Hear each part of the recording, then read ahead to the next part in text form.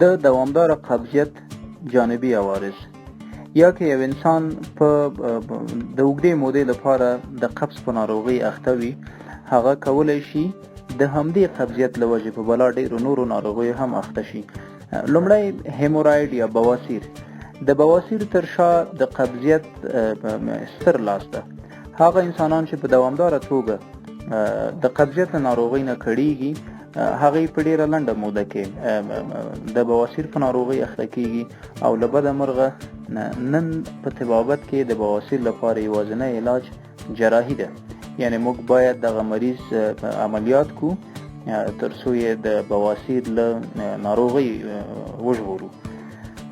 د دې ترڅنګ یوه بله ناروغي چې د قبضیت له لاسه پیدا کېږي، هغه ته موږ انل فشر وایو.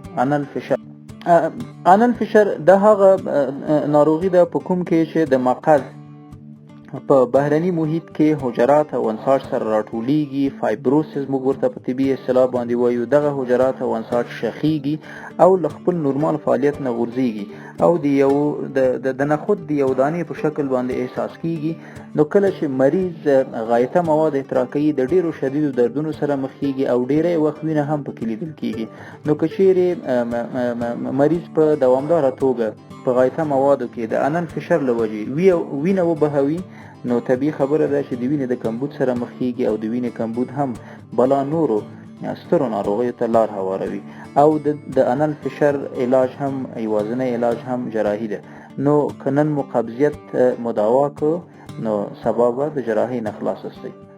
نه یوازې انل فشر او بواسیر د قبضیت له وجې پیدا کېږي، بلکې د کولمو بندېدل یا باول ابسترکشن کولی شي د کولمو د قبضیت له لاسه ستاسو کولمې بندې شي او په هغې صورت کې مریض د ډېرو شدیدو دردونو او استفراغاتو سره مخ کېږي، چې بیا هم موږ د جراحۍ په واسطه باندې کولی شو د کولمو بندش یا باول ابسترکشن مداوا کو.